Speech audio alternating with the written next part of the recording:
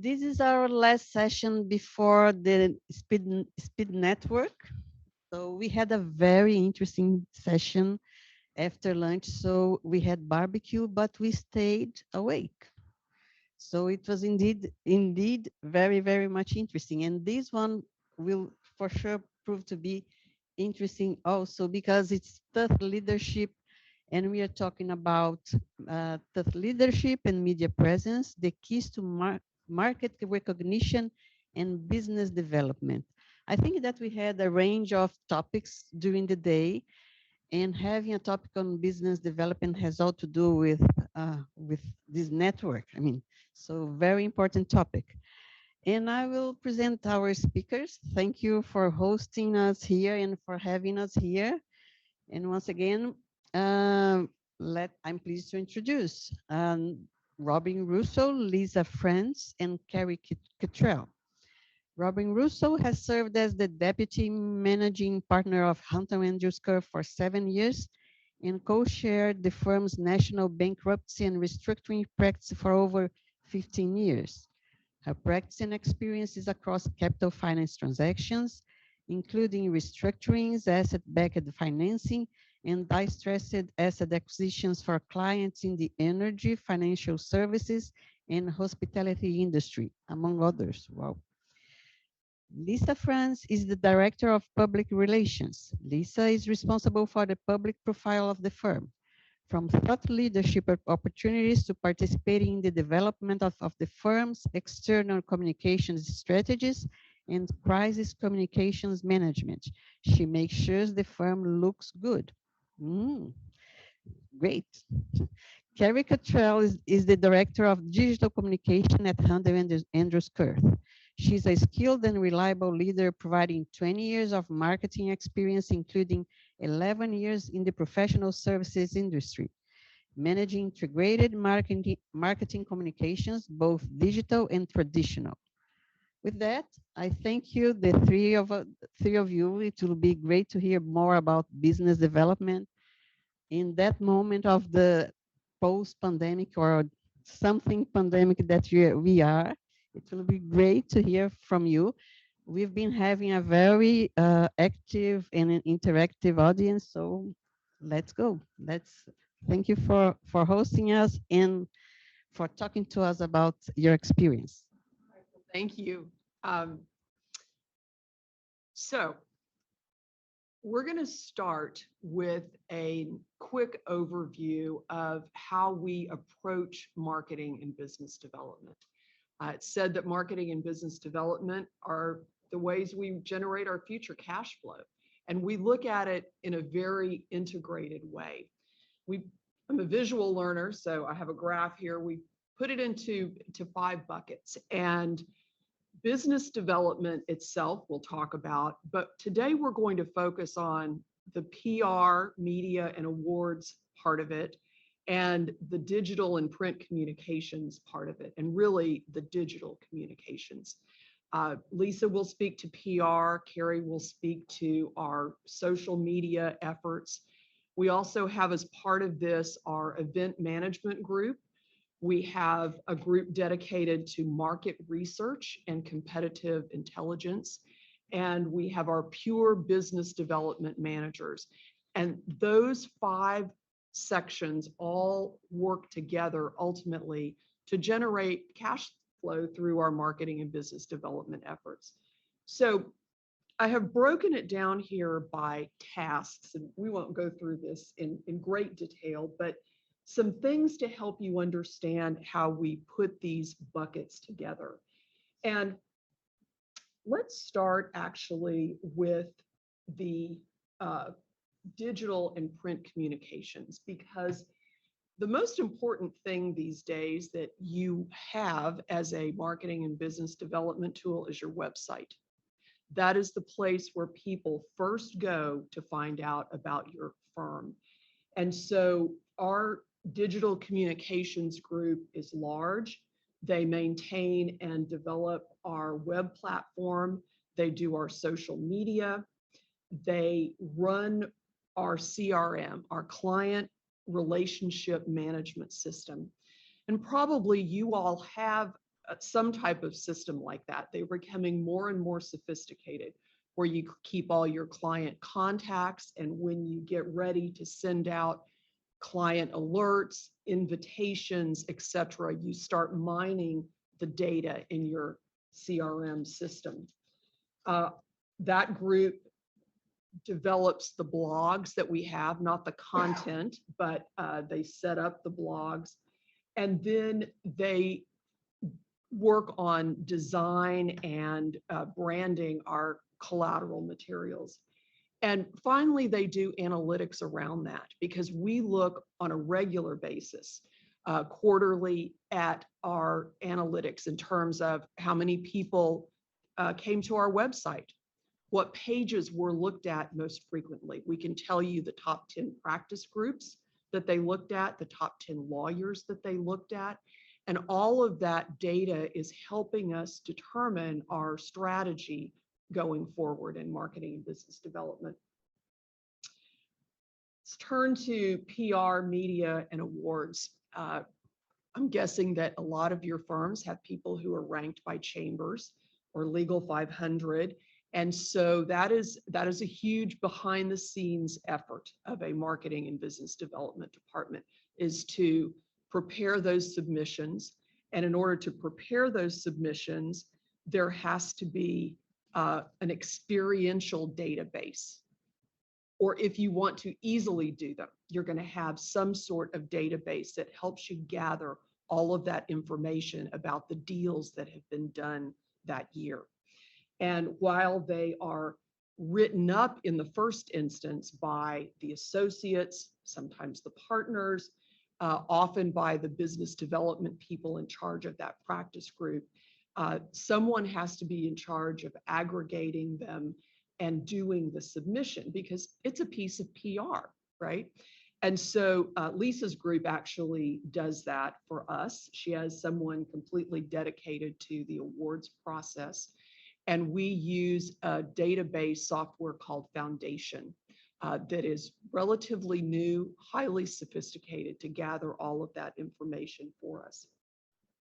The PR department also comes up with our PR plan, our strategy for the firm. Each year, we look at what the focus will be of our PR for that year. We have multiple outside PR firms, and Lisa interacts with them on a weekly basis, and also has a very talented group in-house that does PR for us. And she'll talk in a bit more detail about media. When you become a thought leader, when you are at the point where reporters are calling you and they want to talk to you about a case or a trend, there is coaching that needs to go into that.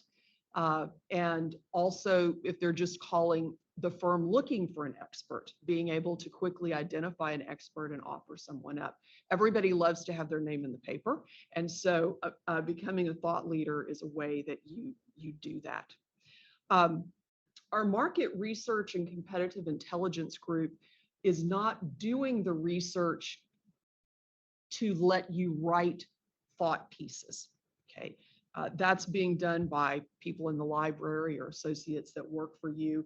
But we have a research and competitive intelligence group that is looking at trends in the market. You know, what's going to be hot, what companies are getting into new business lines, that type of thing. When we talk in a bit more detail about the thought leadership component of it, we'll see that sometimes the best ways to use your thought leadership will be in presentations to clients, you know, CLEs, webinars, that type of thing. And so we have an events team that that manages events. They have software to look at registration, you know, how many people attended, and what are the analytics around any event we have. You know, if you host a golf tournament, who attended, how many people came, what kind of revenue does that client generate for the firm? So there's a lot of analytics that goes into marketing and business development. And finally, we have on the green, the business development side, they're responding to pitches and identifying targets and that type of thing. But at sort of the core of all of this is our thought leadership. My father-in-law was fond of saying, free samples are the most honest form of advertising, right? And what is it that we are marketing as lawyers? We're marketing our minds and our time. That is the merchandise that we have to sell, right? And so thought leadership is how we demonstrate, how we give some free samples away and how we demonstrate what our thoughts are worth to people. So let's turn to thought leadership. We have something internally that we call the thought leadership roadmap. And we focus on 4 things: writing, speaking, sharing, and networking. Okay, and we're going to start with writing, because that's something that we all get used to doing as lawyers. And it's hard to step away from paying legal work to write something for free, right? But when you're starting out in your career, this is the first thing that you can be doing. And sometimes you're doing it with a partner, with an older group, but the first type we do is the client alert, right? Where you have a client relationship system so that you know who you want to send this thought leadership out to. Because clients, they love free samples, right? They're looking for insights on an issue or an analysis of a new case. And so drafting that client alert, it can be short, quick, concise. It's not going to be a treatise on something. You're not going to give specific legal advice, but the hope is that the alert is going to connect with your reader and it's going to invite some sort of dialogue from them. And so all of our client alerts have contact attorneys at the bottom of them with links to bios. And then once that client alert is done, as Carrie will tell us, you share it on LinkedIn, on Twitter, on Facebook. You have not only the client list that it's going out to, but you use it as a way to connect on social media with people. And so we're looking obviously for a robust topic, something that's very timely. And with any piece of content that we draft, our rule is we want to use it 3 times, right? Because if you're going to write that, you need to repurpose it. And so you draft a client alert, you post it on social media, maybe you use it in a blog, maybe it goes into a webinar. But the first part, the written part, we have a couple of options, right? We can draft the client alert, we can post it on a blog, we can try to turn it into an article. And articles in trade publications are much shorter. They often have a better chance of getting in front of a client. Ultimately, you can do a legal article in a law review or something like that, but really the best bang for your buck is usually going to be some sort of trade publication or a blog or a client alert. So let's talk about blogs for a minute, because I get people all the time who want to do a blog. They're so enthusiastic. We want to do a blog. Okay. Blogs are hard because they require a commitment. If you're going to be a blogger, you need to be blogging a lot.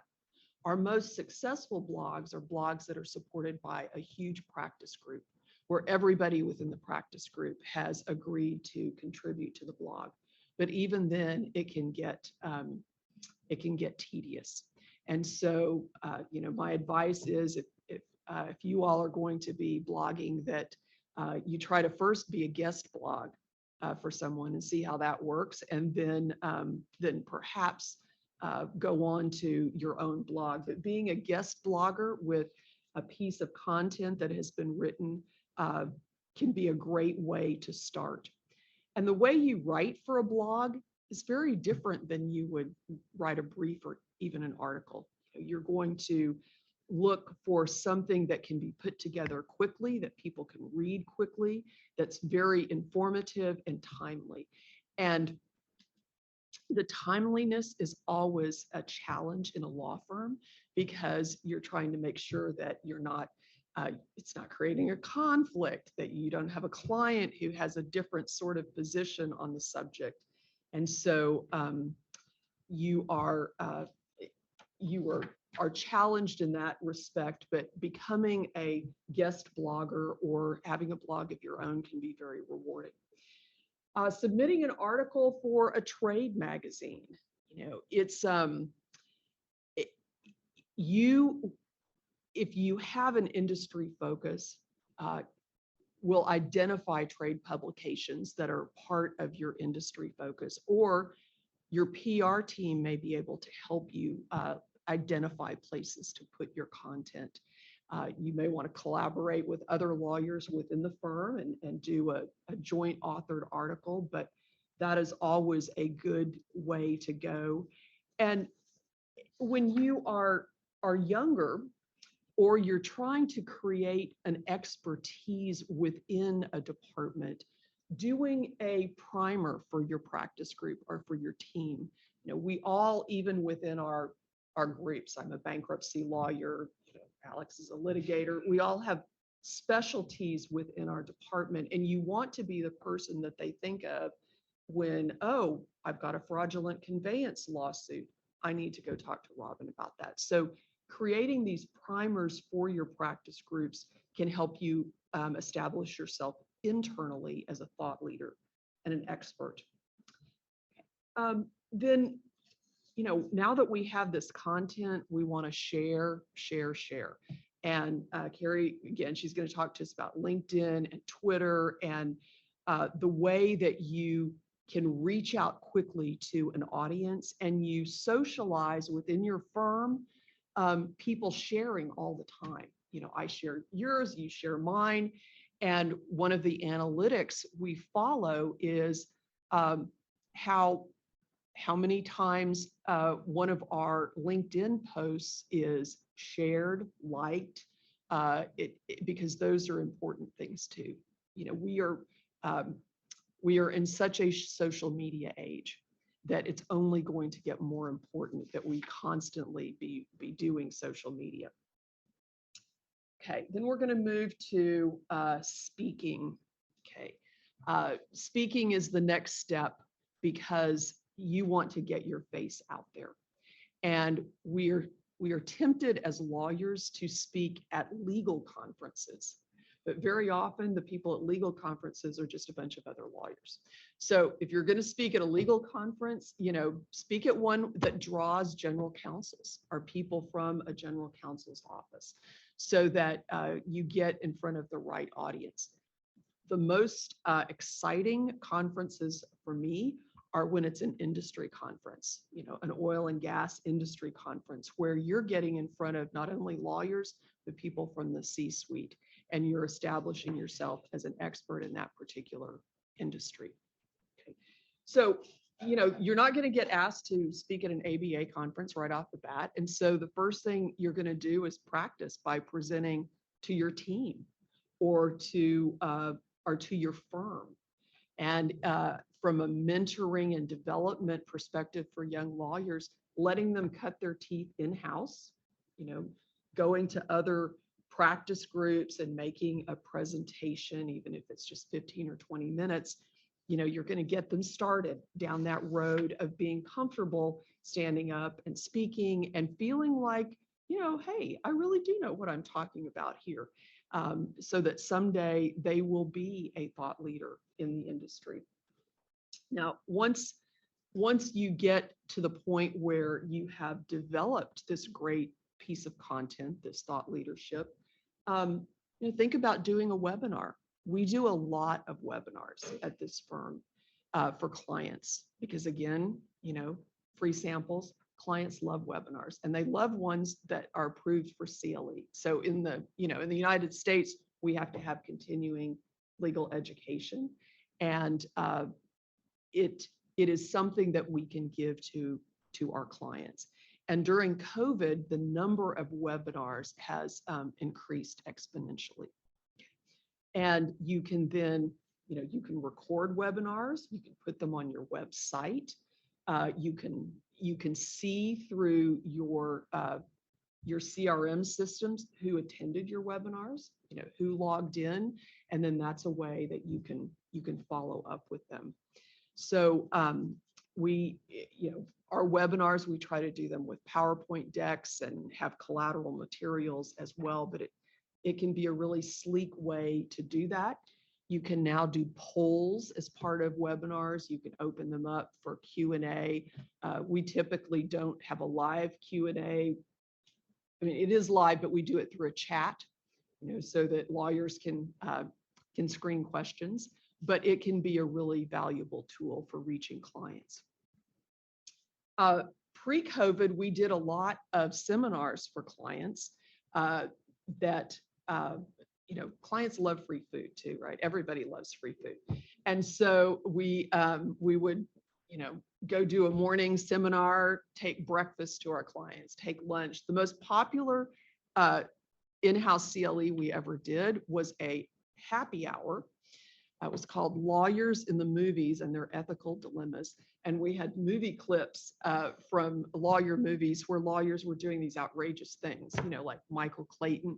And we were, then we would talk about the ethical problems with what they were doing, and we served drinks and popcorn, and it was great. We took it on the road for several years. But figuring out what your client would like for you to come and do for them in-house, or we have hosted CLEs in-house and invited clients to them, and very appreciative. And another way to be viewed as a thought leader. Podcasts.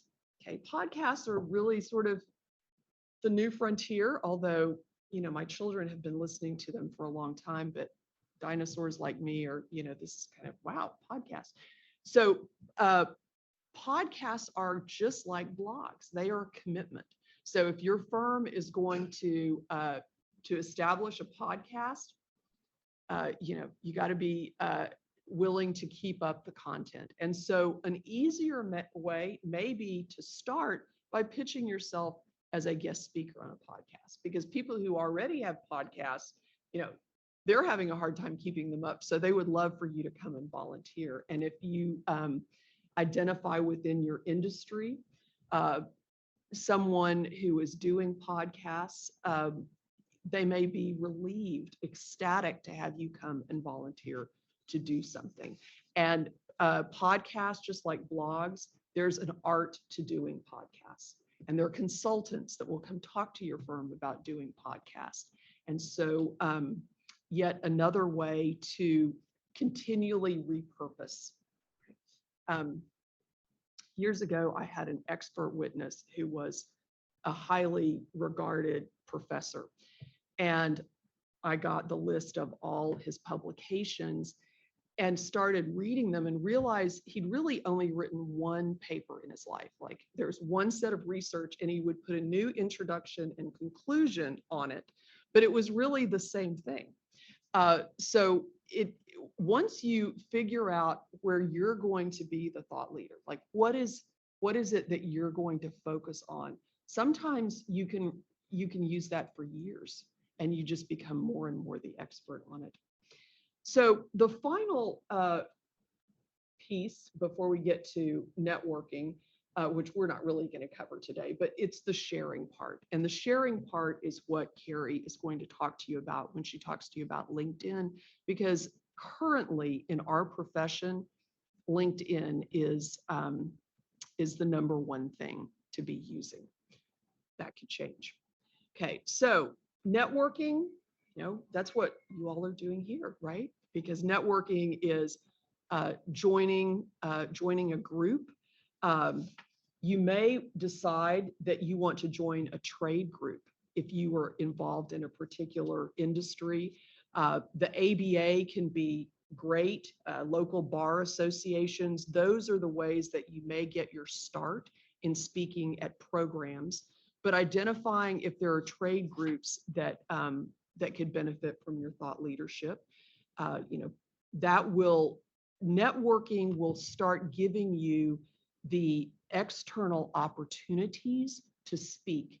And the more you speak, the more likely it is that you're going to be invited to speak again, and the places that you're invited to speak will get higher and higher profile, because you will, if you're a good speaker and you're knowledgeable, they will identify you as someone popular that they want to have come. And so identifying the organizations that you want to devote your time to, and the best conferences, what you would someday like to, where you would someday like to speak, right? And the first thing is attending the conference, and then getting to know the conference organizers, and working your way up. So with that, I'm going to let Lisa talk to us about, once you establish yourself as a thought leader and you are the person that the media wants to talk to, what do you do? And how do you become the person that the media wants to talk to? May I make a question before Sure, we? absolutely. Yeah, because it's so interesting. I think that you passed through all of the key points, and one thing that you mentioned is the analytics, because knowing not only what to do, but analyzing which are the results, I think that it makes all of a difference. And this is something that I wanted to ask. During the pandemic, we kind of had to take a look at what, at the very start, a lot of webinars, and then, okay, the attendance was high, and then the attendance started to be lower. Mhm. And at least from our side, we found out that anything beyond 1 hour, Mhm. the audience would simply drop. Mhm. If you want to pass the message in the first X minutes, because afterwards it will drop. So how is it? I think that the tips that you gave on podcasts and on blogs are valuable, because that's it. I mean, don't start if you're not gonna continue with that. And I wanted to hear a bit more about webinars, because from our side, it's becoming a challenge to keep the audience and to have the audience, clients interested in webinars. How is it going on here? Okay. So my husband's a law school professor, right? And he says 90% of my job is being an entertainer, right? Because you have to keep people engaged. Uh, and I'm going to digress a minute. So when my children were little and he would take them on road trips, he would take their pictures in front of historic legal places. Like there's a case called Erie versus Tompkins in the United States. It's really big. And I have my picture, my kids' pictures at the Erie, the site of the accident. And so he puts in pictures of the judges who ruled on the cases. And there's a case called Pennoyer versus Neff. Some of you've heard of Pennoyer versus Neff. They're actually both buried in the same cemetery.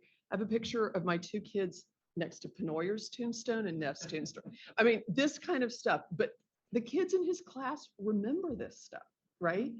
And so when you're doing a webinar, it can't just be slide after slide. Like the more graphics you have, the more interactive you can make it. And so it should never be more than an hour. Usually you want to have, 10 minutes at the end for questions. You want to have questions planted in your audience, right? You want to have good graphics.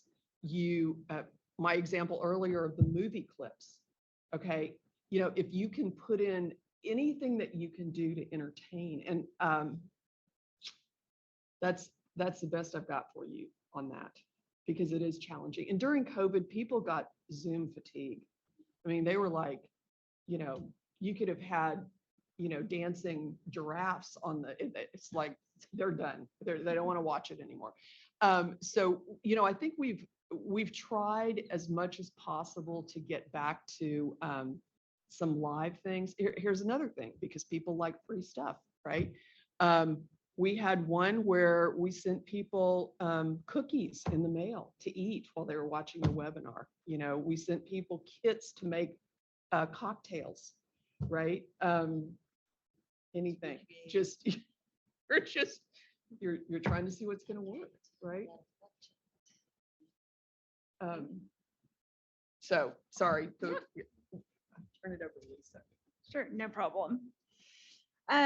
So we are going to touch on handling media inquiries and really focus more of our time today on proactive PR.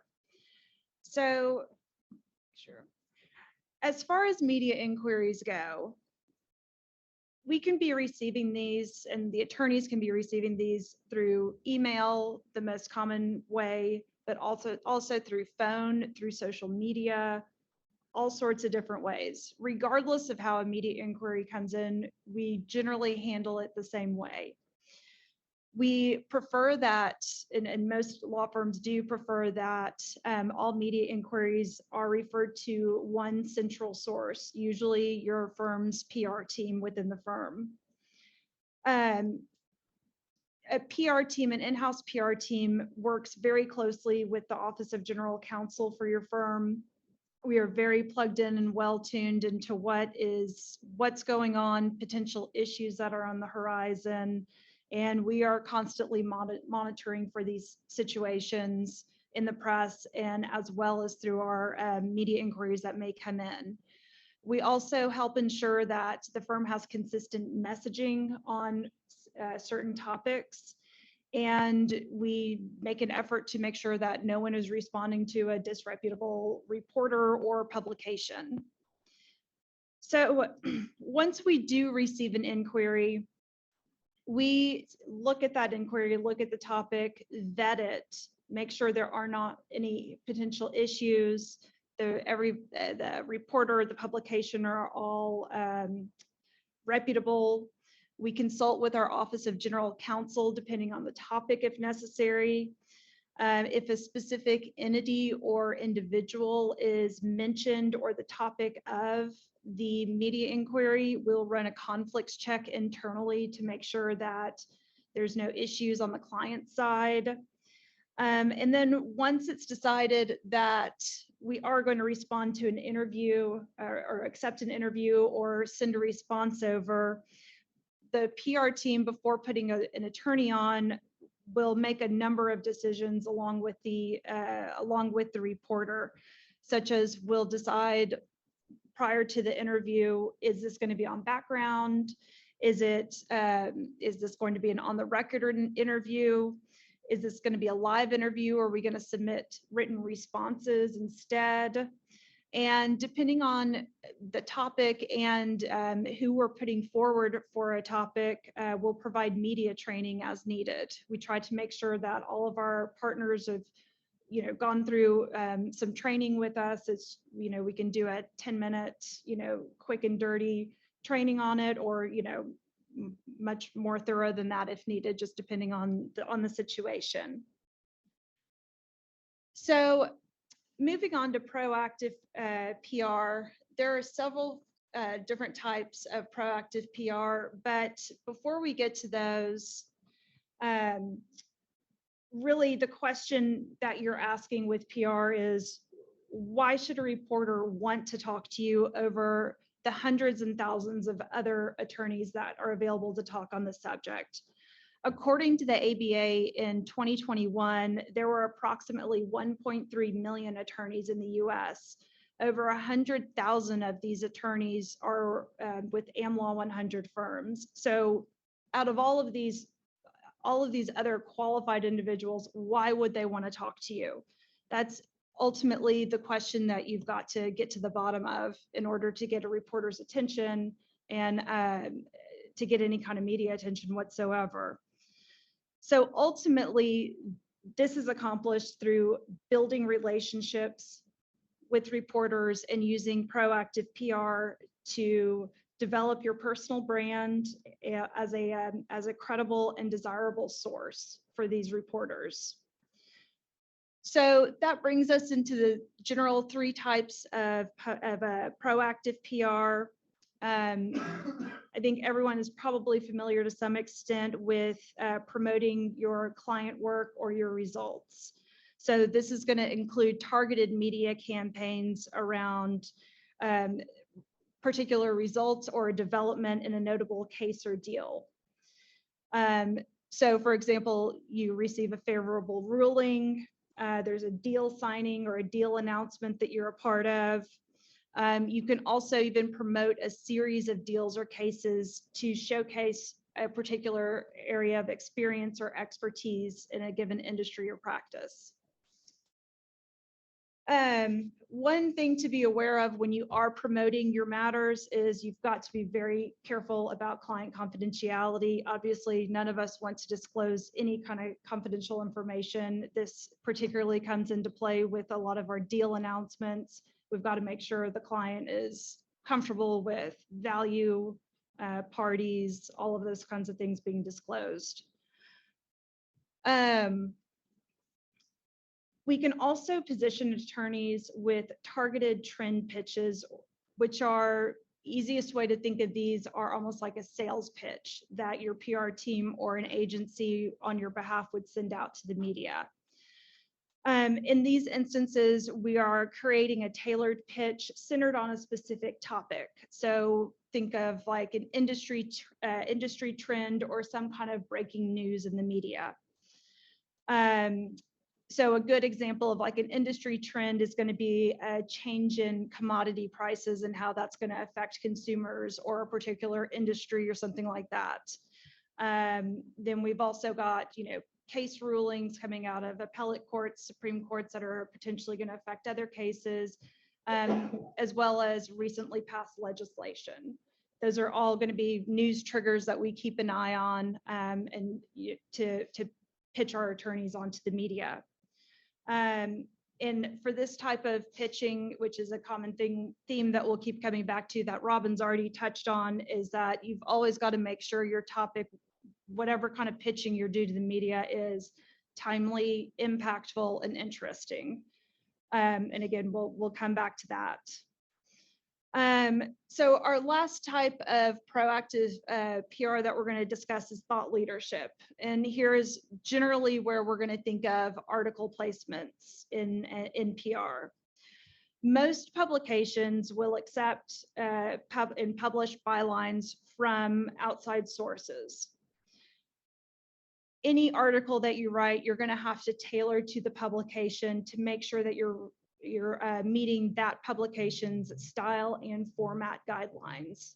So for instance, your writing style for Law 360 or some kind of legal publication is going to be very different than you would use for the Wall Street Journal or the Houston Chronicle. All of these are going to be very tailored to the publication's audience. And again, you've got to keep your topics timely, relevant, with unique angles. So what are reporters looking for? What is it that's, has all of these considerations built in? Ultimately, reporters are looking for responsive and credible sources with something to offer. They want subject matter experts who can contribute to their stories and even better yet, offer them story ideas, things that they haven't thought of before. Because again, like Robin mentioned earlier, we are in a digital world now. News is breaking on social media. They've got crazy deadlines, multiple deadlines every day for pieces that have to get out. So help with an idea on a story that they can draft, and you're offering yourself as a resource right then and there. That's an easy win for them, but it's got to be something unique, a little bit different. And that brings us down to our news hook. And I know this is cheesy, but the word news has the word new in it. You need breaking topics, not something, not a deal or a case that closed last week. They don't care. They've moved past that.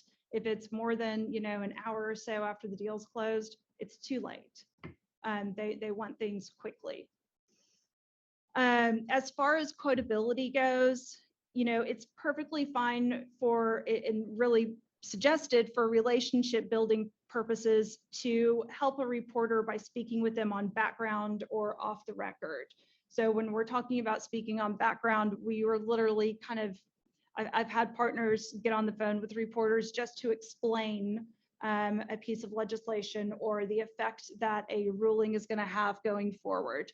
And they're not meeting with the reporter because they're going to be quoted in an article or anything, but they're literally explaining to them what's going on. A lot of these reporters, or very few of them, are attorneys, so they don't necessarily have the background to understand all of this. So, we do definitely put attorneys on to speak on background, but more often than not, especially if a reporter is reaching out to you, they want or need a quote to be included in their article. And it's hard to raise your profile if you're never being quoted. You're only talking on background all of the time. As far as the content of your message, you've got to determine, why does your reporter's audience care? That's ultimately what the end game is. The reporter is looking at whatever you're sending them, whatever pitch it is. Why do my readers care about this?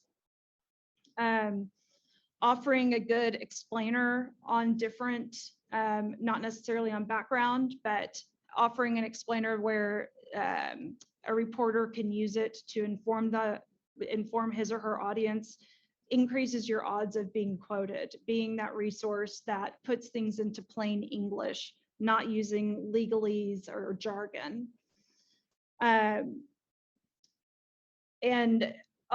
Kind of on that topic, you do, as much as possible, unless you've got to use jargon, legal jargon, industry jargon to explain something, try to avoid it. Put things in plain terms. 9 times out of 10, the publication's audience is not going to be at that level where they understand all of this. Of course, unless you're dealing with a specific legal publication, then yes, you're probably fine. One of the main issues, and we've actually got it on here twice, is speed. Again, we live in a digital world. Again, news is broken on social media before reporters can even get to it. You have got to be responsive to reporters. You've got to get your pitches out quickly. You've got to respond quickly. They don't have time to sit around and wait for you. They are contacting you. If you don't reply pretty quickly, they're moving on to their next one. And, a couple of times of this happening, you're going to be off their list. You've got to be available. You've got to make time for this. It's not, obviously, we're in the business to make money, but and client work is always going to come first. But if you are actually interested in this, you've got to make yourself available, and you've got to be responsive to reporters. And don't forget that you are playing a long game here. This is not a quick overnight thing that you're doing. This can take months. It takes time. So don't get frustrated if you don't see instant results, because generally they're not going to happen unless you've already got a name built up in the industry. It's not going to happen. All of this is hopefully going to evolve as a partnership between you, your internal PR team, and your media contacts. Maintain your relationships with reporters. You don't always have to be, reaching out in regards to an article or something like that, but maintain those contacts. Check in every so often. And then one last thing I'll mention is timing. Always consider timing when you are engaged in any kind of proactive PR. Holidays, weekends, breaking world events, all of these can just ruin your pitch, give you no traction whatsoever. Don't pitch something on New Year's Eve. don't pitch something the day before Christmas, because these reporters are people too. They're trying to spend time with their families. They're not going to be paying attention. I think that's all I've got. Hand it I've over got to Carrie. Two comments. Okay, sure. Lisa also does a lot of analytics. So, we can tell you how many times lawyers were quoted, how many times articles were quoted, what publications they were quoted in, et cetera. So I would encourage you to think about analytics within your own PR departments. Also, a personal comment, and that is sometimes reporters will call you and you're not the right person, right? And so don't pretend to be the right person. They're going to appreciate it a lot more when you send them to the right person. And so you will have made a friend with the person you sent them to, Yep. as well as done the reporter a favor. Okay, so Carrie is going to talk to us about LinkedIn as the best current tool in social media to use for your thought leadership. So Carrie, can you take over control? I can. Thank you, Robin. Let's see. We go to the next slide. Thank you. Okay. So hang on here. So as you guys know, there are several social media platforms. We have LinkedIn, we have Twitter, Facebook, YouTube, Instagram. Right now, our firm is on all of those except for Instagram. We are thinking about launching Instagram very soon. It's a different audience, so we're coming up with a different tactic for that. There's also a plethora of other ones. Those of you who have teenagers or young adult children probably have heard of TikTok or Snapchat, but what we're going to discuss today is LinkedIn, because it is the leading professional networking site. Corporate Counsel have said in numerous studies that LinkedIn offers a vetted source of analysis, opinions, and commentary from connections they know and trust. And it makes them take notice and initiate dialogue with those attorneys who offer the most compelling insight. And it's also a really easy way to showcase your practice accomplishments, any kind of publication or byline that you might have, or upcoming events or speeches. Go to the next one. Okay. Why is LinkedIn important? It offers unique opportunities for users to make a direct connection with a desired audience. Obviously, you're connecting with people that hopefully you have made a relationship with, or someone that you've met in the professional industry. And it allows you to then speak to them directly rather than waiting for them to come to you.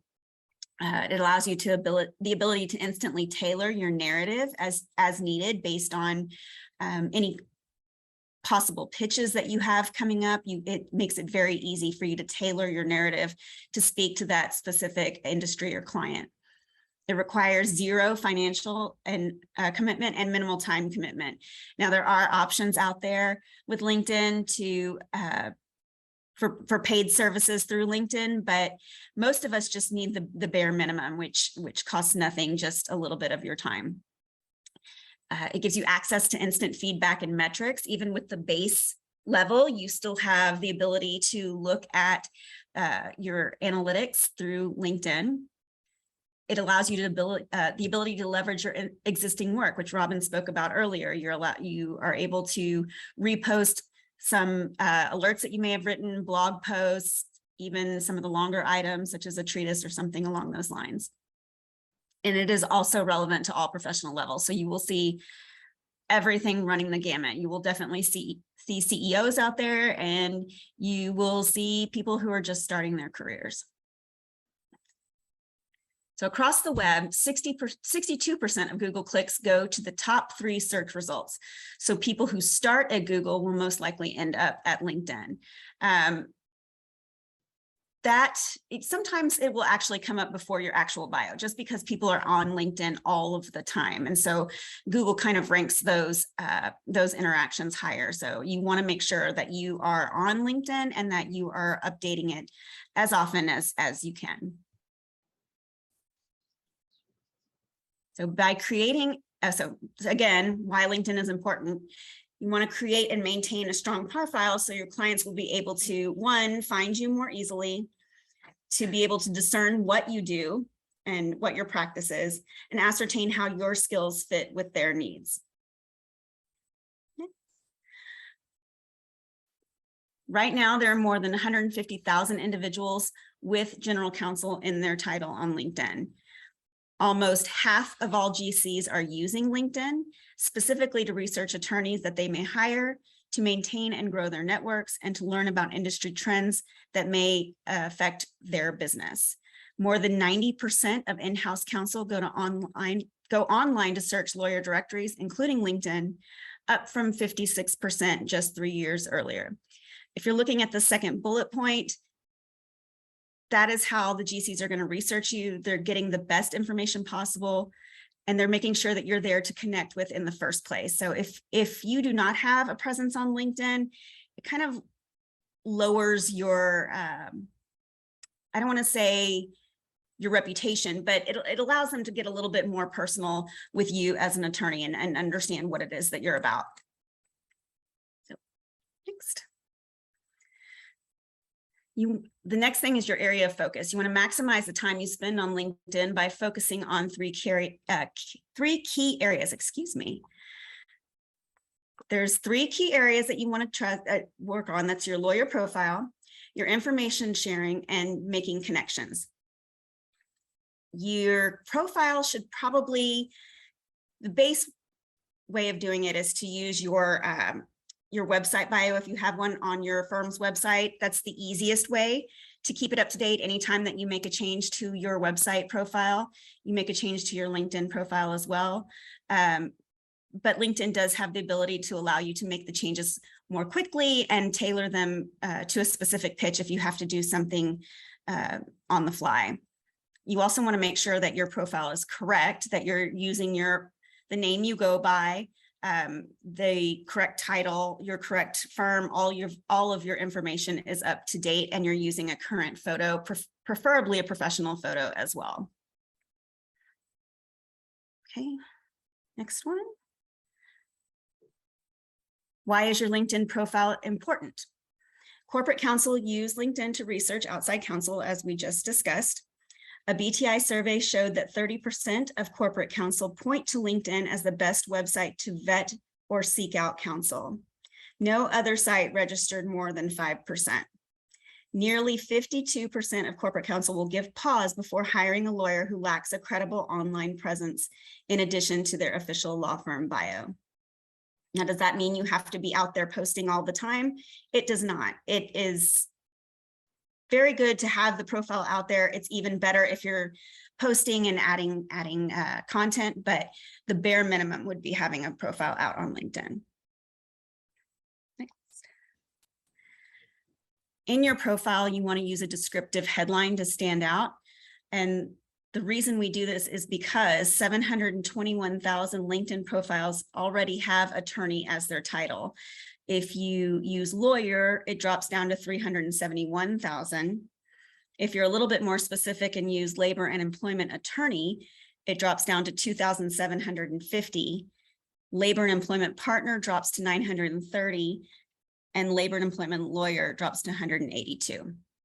So you want to be very, very specific in your title, preferably calling out the practice area that you work in. You want to create a client-focused summary statement. You want to describe what you do from a client's perspective. Now, I think that this is one of the things that's very difficult for us.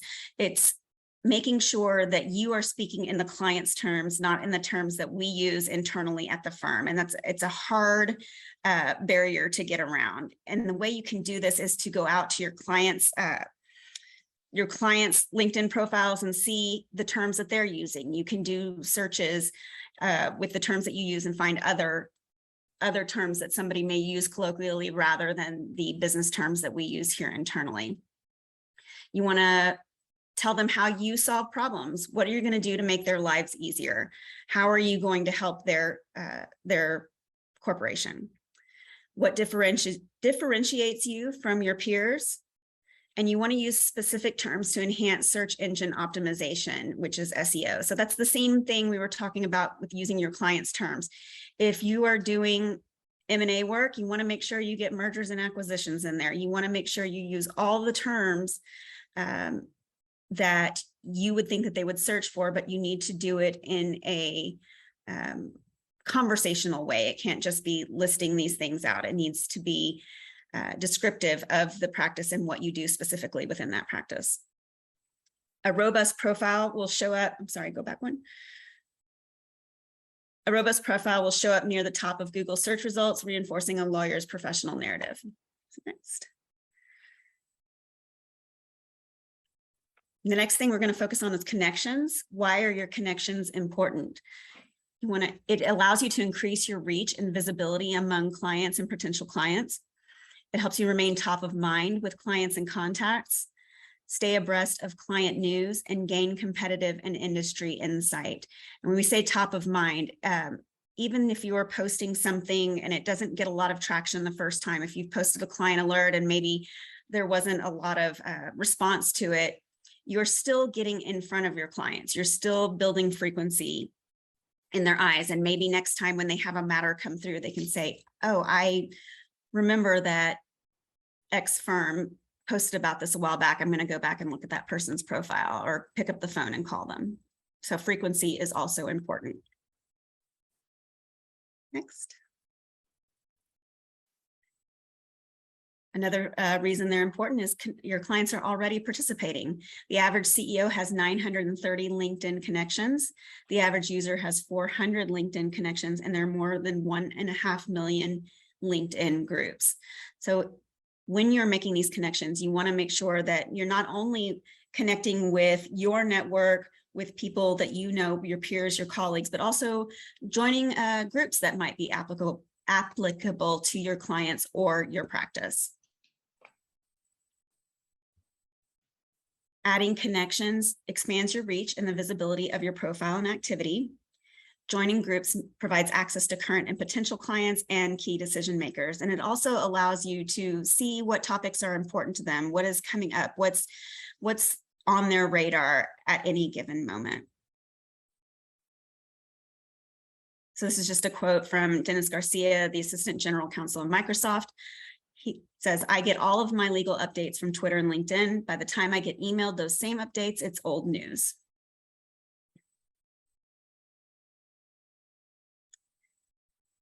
The next item we're going to talk about is sharing. Why is sharing on LinkedIn important?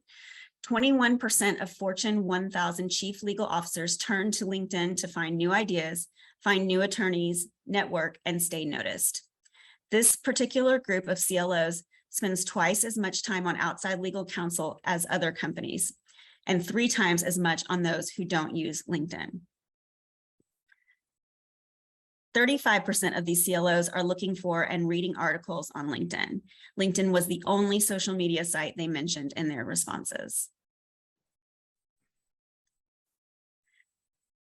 Sharing content establishes you as a subject matter expert and a valuable resource.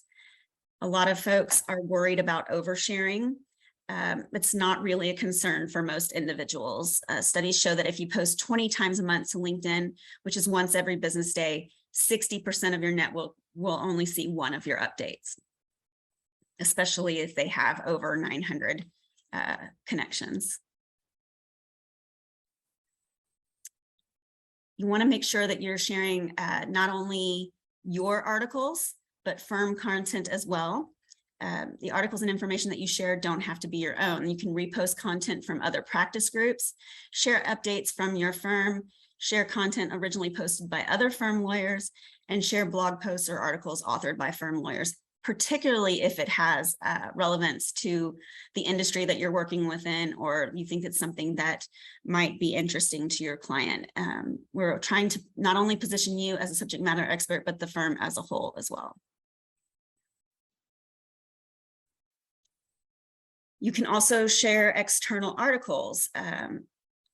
Positioning yourself as a thought leader and to cheerlead others, you will post articles from reputable sources relevant to your practice or professional interests, articles highlighting a matter in which your firm was involved, You want to always avoid opinion pieces that may conflict with client interests or mention a client or affiliate or their industry in a negative manner, which I think is pretty much common sense, but it needs to be said. And lastly, sharing information is reciprocal. So one of the great things about social media is it is a networking tool, and it's not just your clients coming to our site or potential clients coming to your site to look at your bio and just read what you've put out there. This allows you to comment on their posts, for them to comment on your posts, and really start a dialogue between the two of you and maybe open some doors that weren't there before. It allows you to see who their connections are. Maybe you have some mutual connections that you can leverage to speak with them. It's a way to get your practice, your name and your practice and colleagues and the firm in front of clients and other contacts. Is that my last? I think that's my last slide. But also in that same vein, as you see in these posts that I've listed out there, they're making sure that their colleagues are tagged in LinkedIn, so that they get a notification that they've been tagged. Also, you want to make sure that you're tagging the firm if at all possible. If you're speaking at an event and they're promoting you, that they're tagging you, so that anybody reading that post can also go out to your profile as well. I believe that was my last slide. So I think that's it. And don't be shy about this stuff. I get emails from partners saying, I just posted something on LinkedIn. Would you please share it with your clients or comment on it? And it sometimes takes that to get this culture of constantly, supporting your colleagues in their thought leadership efforts, so that they can start to get some traction. I have one Sure. comment, one question, in fact, and maybe if you have any other questions, please do. I think that you all mentioned about consistency, frequency, and Carrie just mentioned about common sense, which you said, okay, I might not need to talk about it, but you do. Common sense, LinkedIn is professional. You should not bring anything private to the LinkedIn or controversial things like that. So my question is, do you do training to the associates for the posting on LinkedIn for the younger ones? Do you think it's something needed? This is a question, because I can clearly see those that are keen, and the younger ones, they are keen too, but some you can clearly see on the consistency and the frequency and the very efficient way of using the tool, and some not necessarily. So do you usually do in a big firm like this some training? Robin, you want me to take that? Sure. We do. We do offer it to the younger associates. It's more difficult every year because obviously those that are coming up now have always had social media, which is kind of foreign to some of us, in that I think that people my age are a little bit more guarded about what they put on social media, whereas the younger generations have lived their entire lives on social media. They post any and everything. So it is something that you do have to talk to them about what's professional and what's not. And we do talk to our summers when we come in their first years as well about social media. And the firm has a clear written policy on what's appropriate and what's not appropriate on LinkedIn. Now, we really encourage our attorneys to use LinkedIn, so they have the ability to link it from their bio. So hopefully something that they would link from their website bio is something that they would be happy to share with their partner. We want to make sure that they aren't posting anything controversial or something that can get misconstrued. So yeah, it is something that we do teach them, and I do say common sense, but it is different now with folks who put everything that they ever do online. It's tough. And Does that answer your question? We also, I also should say, we use a platform called Hootsuite to manage our social media. And within that platform, they have a tool called Amplify, which is an employee engagement tool. And it allows us to pre-write posts and then text them out, essentially text them out. They get a notification on their cell phones if they've downloaded the app and are users. And it says, here is a post that you can share to your network. And it's already pre-written, it's already vetted by ethics. And they have the ability to just essentially push a button and it posts to their personal LinkedIn. And so there's very little room for error if they are to use that particular product.